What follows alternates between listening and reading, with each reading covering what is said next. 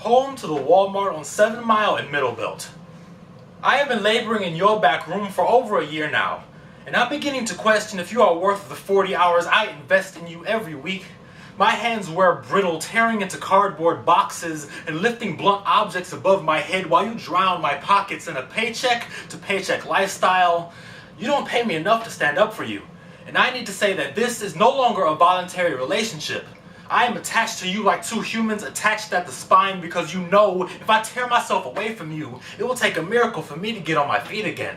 I've hung hours of sleep beside knockoff shoes and cheap apparel, bending my spine around your falling buttresses to satisfy your customers. I've stood up for you like a son for his father, but I think I sold my soul to an angel bent on power because lately your floor has been owned by crooked disciples plotting schemes to tap into my pockets. They tell me no overtime, then whisper over my shoulder, work harder, work faster, work smarter, then tell me with a smirk on their faces, we're taking away your bonus.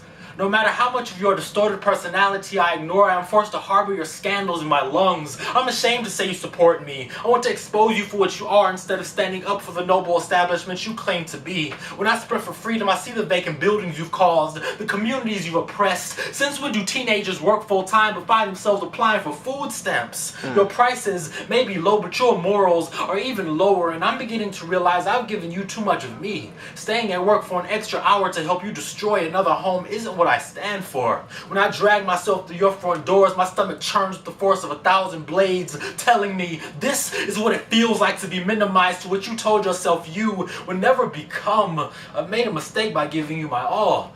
But when I try pulling away, you blackmail me into submission with threats of unemployment, and I keep coming back because you won't let me forget that I am broke without you.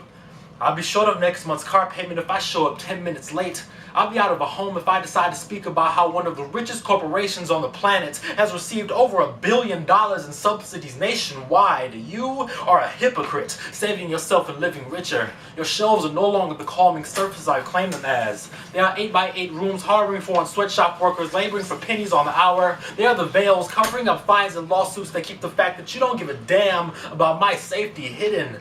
I can't trust my life in your hands, but I find myself trapped in the creases of your palms nearly every night, and I hate you for this. So does the family-owned hardware store closing 3 miles east of you. And my neighborhood, another 5 miles south where the stores have been boarded up and abandoned.